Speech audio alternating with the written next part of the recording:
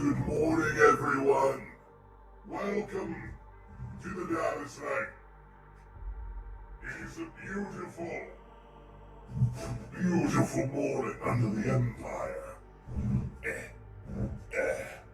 I hope the Emperor finds you all well. Sister Empty, Chapter members Devin, Wisp, hello. Welcome to the stream. You fucked up your pancakes. No! This is a shame upon your house and your hold. But worry not, for the Emperor forgives.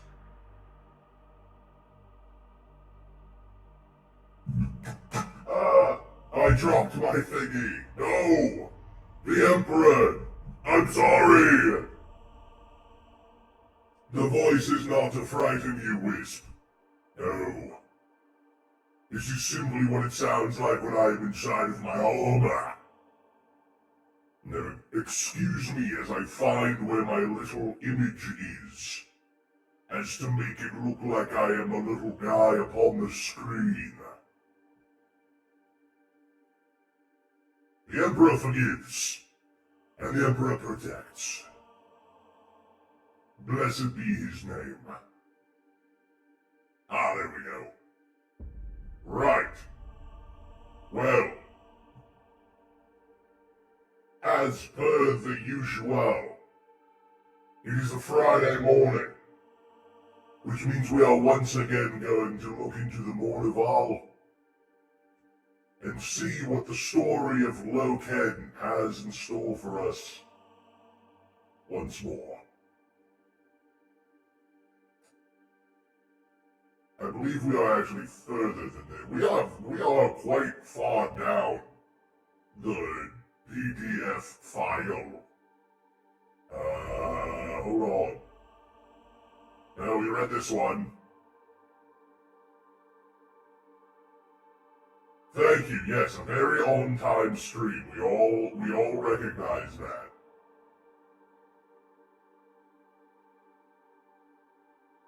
I believe this is the chapter we are on. I believe this is correct.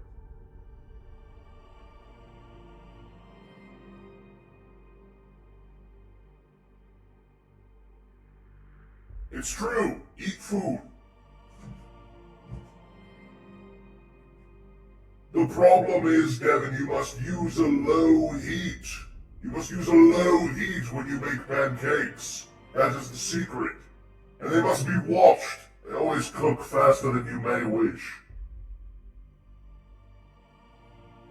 You did? I see. Without being present, I know not how you could have fucked up this simple breakfast plan. This bitch runs hot. Yes, it's true. Good memory. Yes, last chapter we apologized, or well, the War Master did, for us murdering a bunch of spiders on a planet that like an offshoot of humanity held.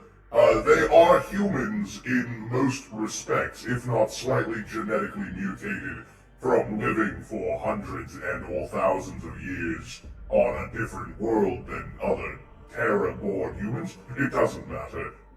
The War Master is trying to keep peace between ourselves and this splintered group of humanity. Now, without any further ado, we begin the reading. Part 3, Chapter 2, Envoys and Delegations, Zenobia, Hall of Devices.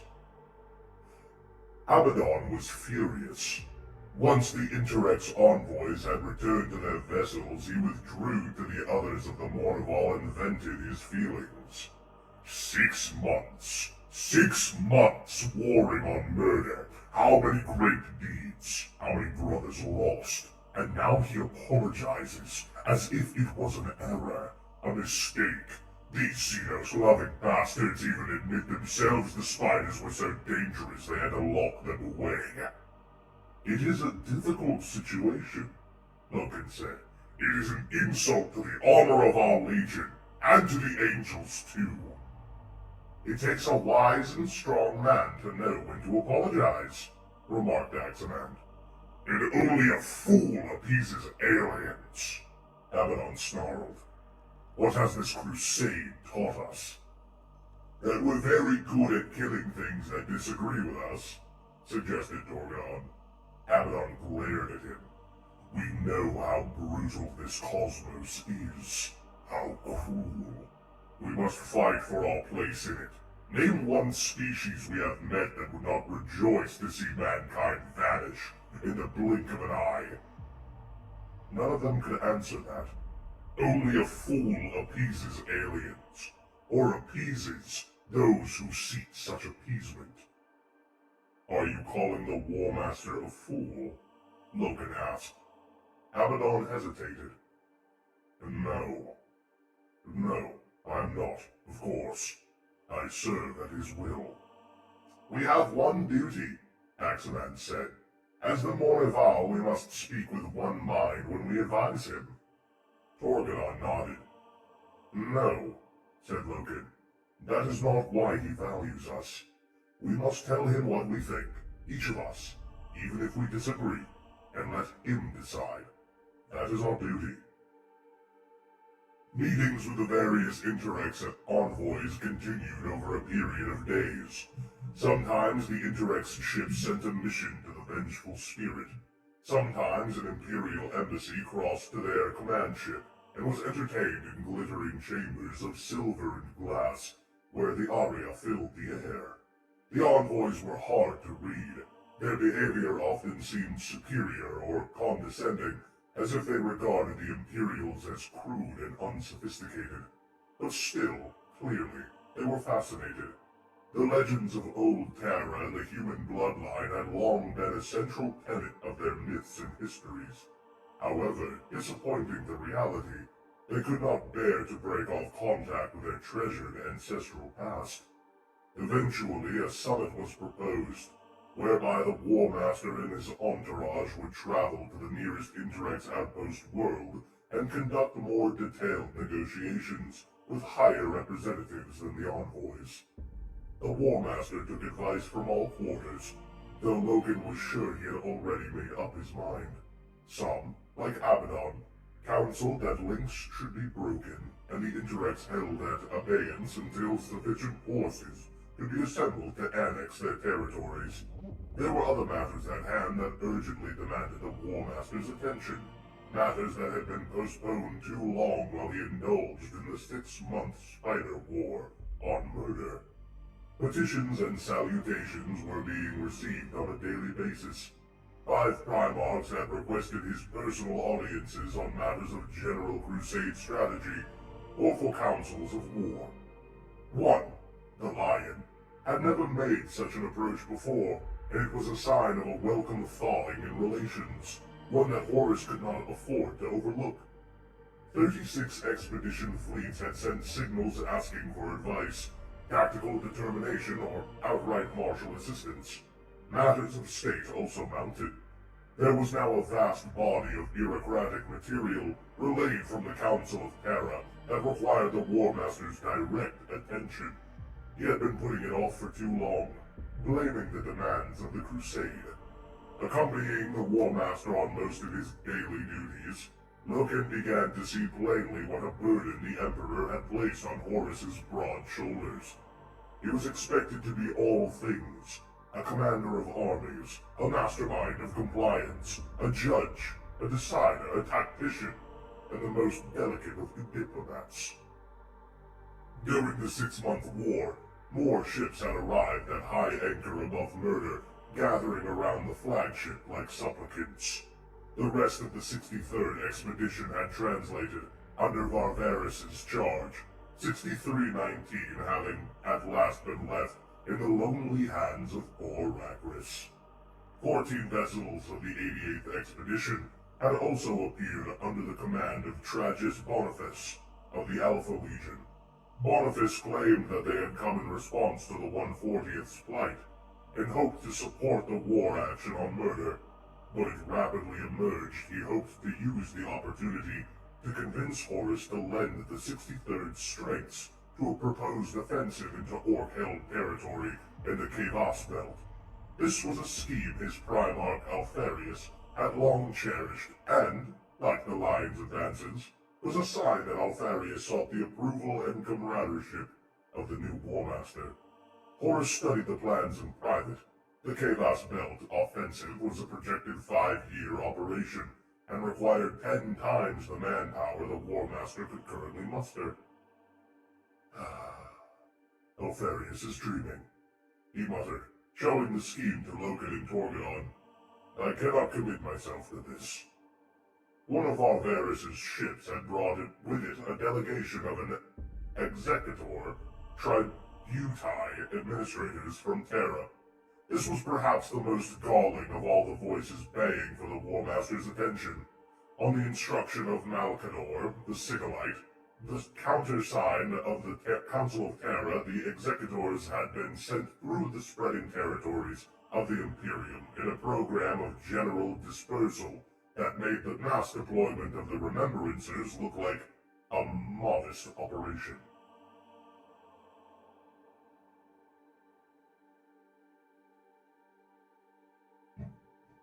The delegation was led by a high administratrix called Enid Rathbone. She was a tall, slender, handsome woman with red hair and pale, high-boned features, and her manner was exacting. The Council of Terra had decreed that all expedition and crusade forces, all primarchs, all commanders, and all governors of compliant world systems should be raising and collecting taxes from their subject planets in order to bolster the increasing fiscal demands of the expanding Imperium. All she insisted on talking about was the collection of tithes. One world cannot support and maintain such a gigantic undertaking single-handedly, she explained to the Warmaster in slightly over-shrill tones. Terra cannot shoulder this burden alone. We are masters of 1,000 worlds now. 1,000,000! The Imperium must begin to support itself. Many worlds are barely in compliance, lady, Horus said gently. They are recovering from the damage of war, rebuilding, reforming. Taxation is a blight they do not need. The Emperor has insisted this be so. Has he? Malkador the Sigilite, beloved by all, has impressed this upon me and all of my rank. Tribute must be collected and mechanisms established, so that tribute is routinely and automatically gathered. The world governors we have put in place will find this too thankless a task, Malagust said. They are still legitimizing their rule and authority. This is premature. The Emperor has insisted this be so, she repeated. That's the Emperor, beloved by all? Loken asked. His comment made Horus smile broadly. Rathbone stiffened. I'm not sure what you're implying, Captain, she said. This is my duty, and this is what I must do. When she had retired from the room with her staff, Horus sat back, alone amongst his inner circle. I have often thought that it might be the Eldar who unseat us. Though fading, they are the most ingenious creatures, and if any could overmaster mankind and break our Imperium apart, it would likely be them. At other times I have fancied that it would be the Greenskins. No end of numbers, no end of brute strength. But now, friends, I am certain that it will be our own tax collectors who will do us in. There was general laughter. Loken thought of the poem in his pocket. Most of Carcasi's output he handed on to Cinderman for appraisal. But in their last meeting, Carcasi had introduced something of the dog roll. Loken had read it. It had been a scurrilous and mordant stanza about tax collectors that even Loken could appreciate. He thought about bringing it out for the general amusement, but Horus's face darkened. I only half joke. Though the executors, the council places a burden on the fledgling worlds that is so great it might break us. It is too soon, too comprehensive, too stringent. Worlds will revolt, uprisings will occur. Tell a conquered man he has a new master and he'll shrug. Tell him his new master wants a fifth of his annual income, and he'll go and find his pitchfork. Enid Rathbone and administrators like her will be the undoing of all we have achieved. More laughter echoed around the room. For it is the Emperor's will, Torgadon remarked. Horus shook his head. It is not for all she says. I know him as a son knows his father. He would not agree to this. Not now. Not this early. He must be too bound up in his work to know of it. The Council is making decisions in his absence. The Emperor understands how fragile things are. For this is what happens when an empire forged by warriors devolves executive power to civilians and clerics. They all looked at him. I'm serious. This could trigger civil war in certain regions. At the very least, it could undermine the continued work of our expeditions. The executors need to be sidelined for the moment. They should be given terrific weights of material to pour through to determine precise tribute levels, world by world, and bombarded with copious additional intelligence concerning each world's status. That won't slow them down forever, Lord, Malagurst said. The administration of Terra has already determined systems and measures by which tribute should be calculated, the pro rata, world by world. Do your best, Mal. Delay that woman at least. Give me breathing space. I'll get to it, Malagurst said. He rose and limped from the chamber. Horus turned to the assembled circle and sighed. So, the lion calls for me. Alpharius, too. And other brothers in numerous expeditions, Sanguinius remarked. It seems my wisest option is to return to Terra and confront the Council on the issue of taxation. Sanguinius sniggered. I was not brought to do that, Horus said. Then we should consider the Interrex Lord, said Erebus. Erebus of the Word-Bearers Legion, I want to say 17th? The 17th, had joined them in a fortnight earlier as part of the contingent brought by Varvaris in his stone-gray Mark IV plate, inscribed with bas-relief legacies of his deeds. Erebus was a somber, serious figure. His rank in the 17th was First Chaplain, roughly equivalent to that of Abaddon or Eidolon. He was a senior commander of the Legion, close to Corferin and the Primarch Logar himself. His quiet manner and soft, composed voice commanded instant respect from all who met him. But the Lunar Wolves had embraced him anyway. The Wolves had historically enjoyed a relationship with the Bearers, as close as one they had formed with the Emperor's children. It was no coincidence that Horus counted Lorgar among his most intimate brothers, alongside Fulgrim and Sanguinius. Erebus, whose time had fashioned as much into a statesman as a warrior, both of which duties he performed with superlative skill, had come to find the War Master at the behest of his legion. Evidently, he had a favor to crave, a request to make. One did not send to Erebus except to broker terms. However, upon his arrival, Erebus had understood immediately the pressure laid at Horus's door, the countless voices screaming for attention. He had shelved his reason for coming, wishing to add nothing to the War Master's already immense burden, and had instead acted as a solid counsel and advisor with no agenda of his own. For this, the Mornival had admired him greatly, and welcomed him, like Raldaron, into the circle. Abaddon and Axaman had served alongside Erebus in numerous theaters. Torgadon knew him of old. All three spoke in nothing but the highest terms of First Chaplain Erebus. Loken had needed little convincing. From the outset, Erebus had made a particular effort to establish good terms with Loken. Erebus's record and heritage were such that he seemed to Loken to carry the weight of a Primarch with him. He was, after all, Lorgar's chosen mouthpiece. Erebus had dined with them, counseled with them, sat easy after hours and drank with them, and on occasions had entered the practice cages and sparred with them. In one afternoon he had bested Torgadon and Axaman in quick bouts, then tallied along with Saul Tarvitz before dumping him on the mat. Tarvitz and his comrade Lucius had been brought alongside at Torgadon's invitation. Logan had wanted to test his hand against Erebus, but Lucius had insisted he was next. The Mournival had grown to like Tarvitz, their impression of him favorably influenced by Torgadon's good opinions, but Lucius remained a separate entity. Too much like Lord Eidolon for them to warm to him, he always appeared plaintive and demanding, like a spoiled child. "You go then," Logan had waved, "if it matters so much." It was clear that Lucius strained to restore the honor of his legion, an honor lost, as he saw it, the moment Erebus had dropped Tarvitz with a skillful slam of his sword. Drawing his blade, Lucius had entered the practice cage facing Erebus. The iron hemispheres closed around them.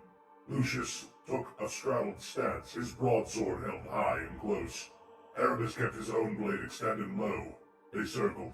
Both Astartes were stripped to the waist, the musculature of their upper bodies rippling. This was play, but a wrong move could maim, or kill. The bout lasted 16 minutes. That in itself would have made it one of the longest sparring sessions any of them had ever known.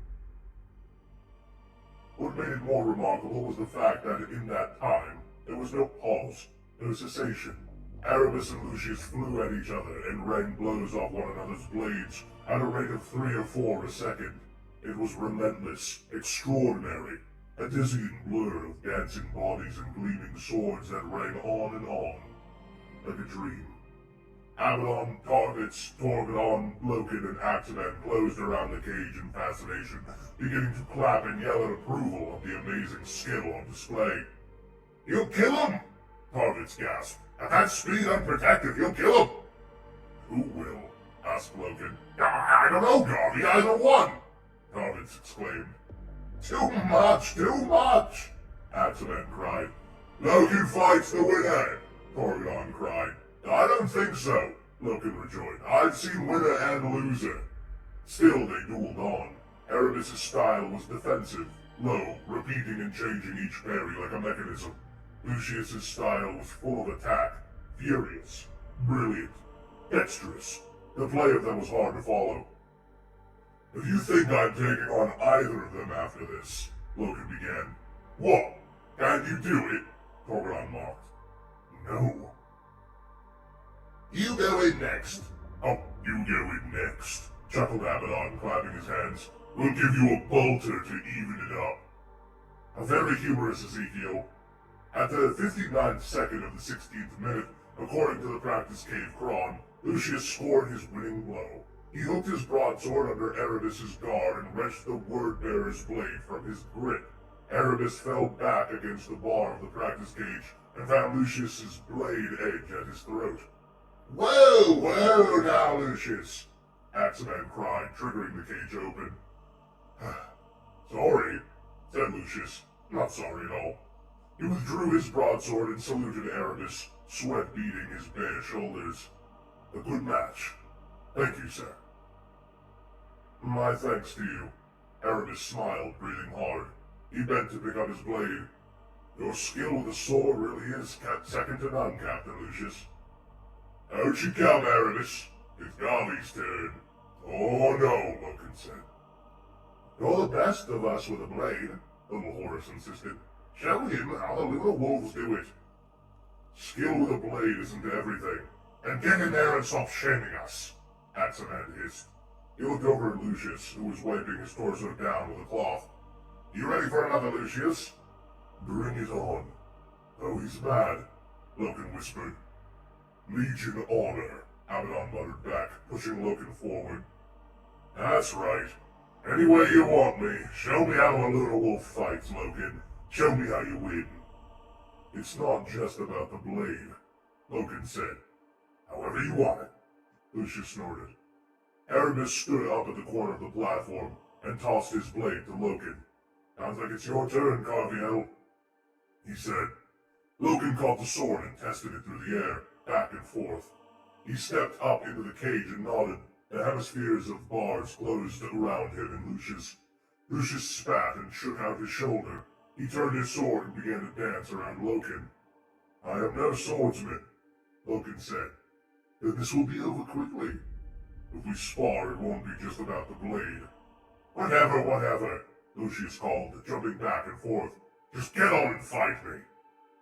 Loken sighed. "I've been watching you, of course. The attacking strokes. I can read you." "You wish." "Oh, I can read you. Come for me." Lucius lunged at Loken.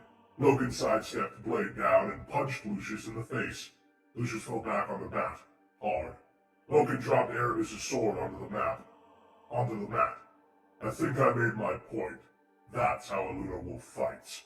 Understand your foe and do whatever is necessary to bring him down." "Sorry, Lucius." Spitting blood, Lucius's response was incoherent. "I said we should consider the Interrex, sir," Erebus pressed. "We should, and my mind is made up. All these voices calling for my attention, pulling me this way and that.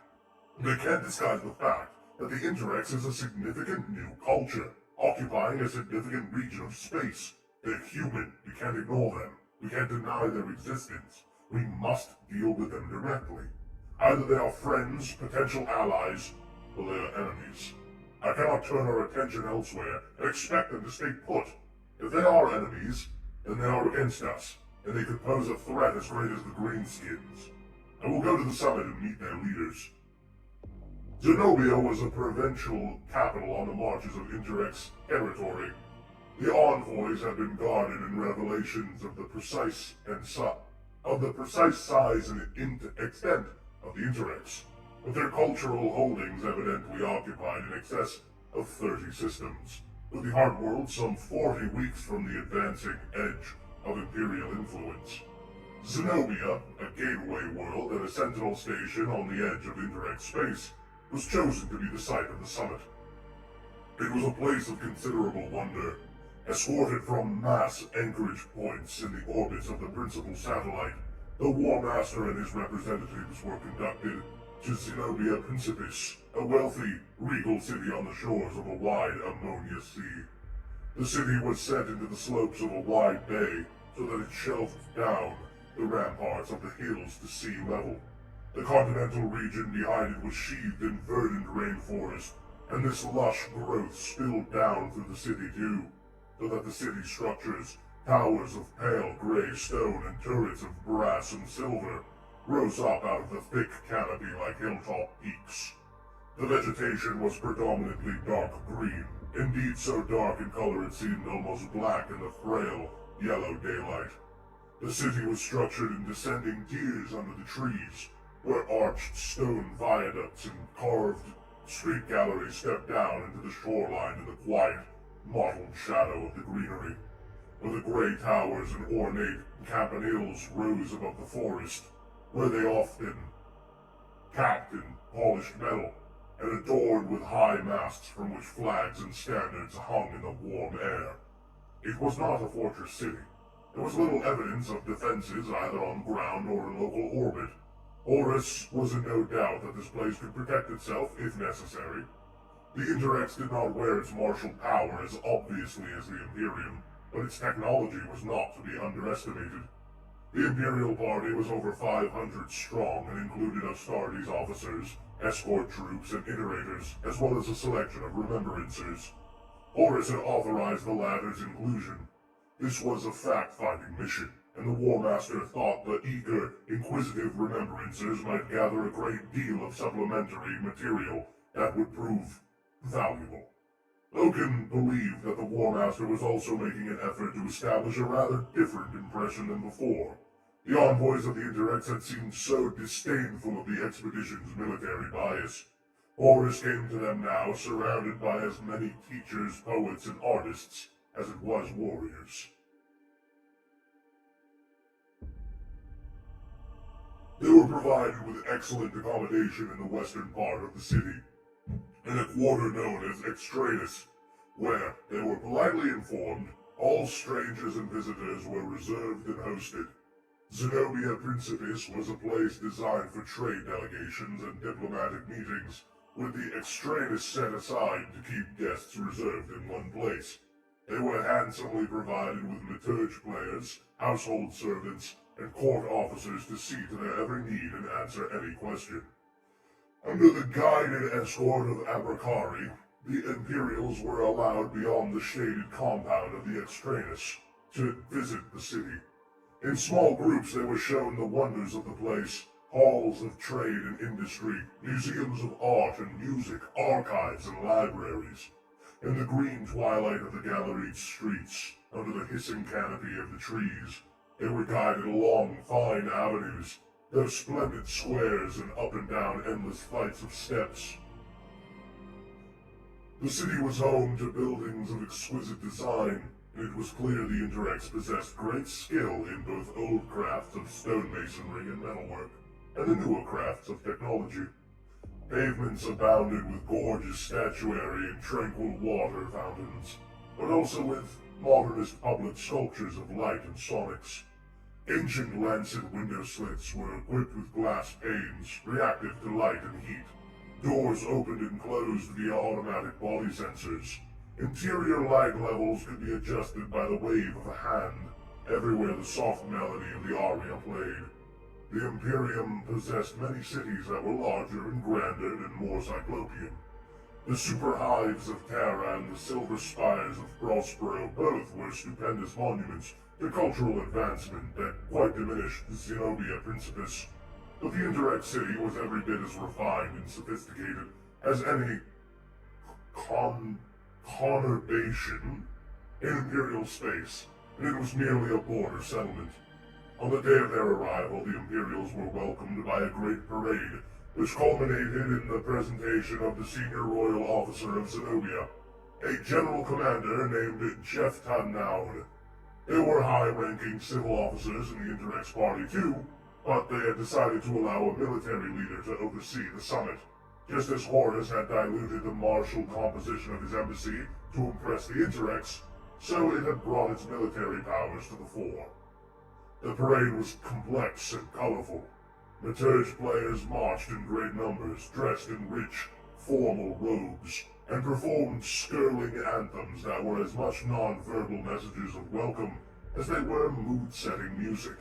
Glaives and Sagittars rode in long uniform columns, their armor polished brightly and dressed with garlands of ribbons and leaves. Behind the human soldiery became the Kinnebrak auxiliaries, armored in lumbering and glittering formations of robotic cavalry. The cavalry was made up of hundreds of the headless, artificial horses that had been featured in the Envoy's honor guard. They were headless no longer. Sagittars and Glaives had mounted the quadruped frames, seating themselves where the base of the neck would have been. Warrior armor and robot technology that fused smoothly, locking the riders in place, their legs folded into the breastbones of the steeds. They were centaurs now, man and device linked as one, myths given technological reality.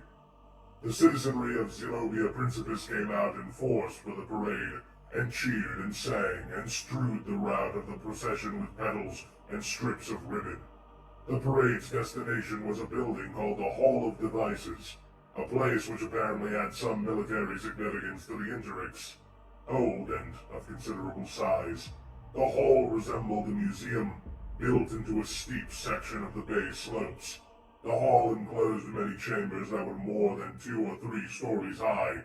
Plunging display vaults, some of great size, showed off assemblies of weapons, from forests of ancient swords and halberds of modern motorized cannons, all suffused in the pale blue glow of the energy fields that secured them.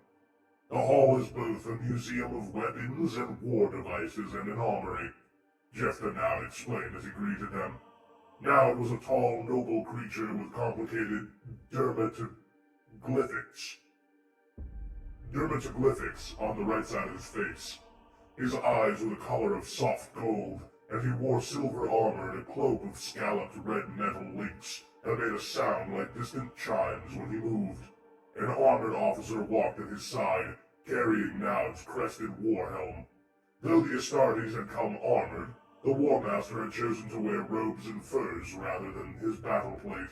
He showed great and courteous interest as Naud led them to the deep vaults, commenting on certain devices, remarking with delight when archaic weapons revealed a shared ancestry. "They're trying to impress us," Axeman murmured to his brothers. "A museum of weapons? They're as good at telling us they're so advanced, so beyond war, they've been able to retire it as a curiosity. They're mocking us." "No one mocks me," Abaddon granted. They were entering a chamber where, in the chilly blue field lights, the artifacts were a great deal stranger than before. "We hold the weapons of the Kilobrak here," Naud said to Maturge accompaniment. "Indeed, we preserve here, in careful stasis, examples of the weapons used by many alien species we have encountered. The Kilobrak have, as a sign of service to us, forsworn the bearing of arms unless under certain circumstances, as we grant them in times of war. Kilobrak technology is highly advanced, and many of their weapons are deemed too lethal to be left beyond securement."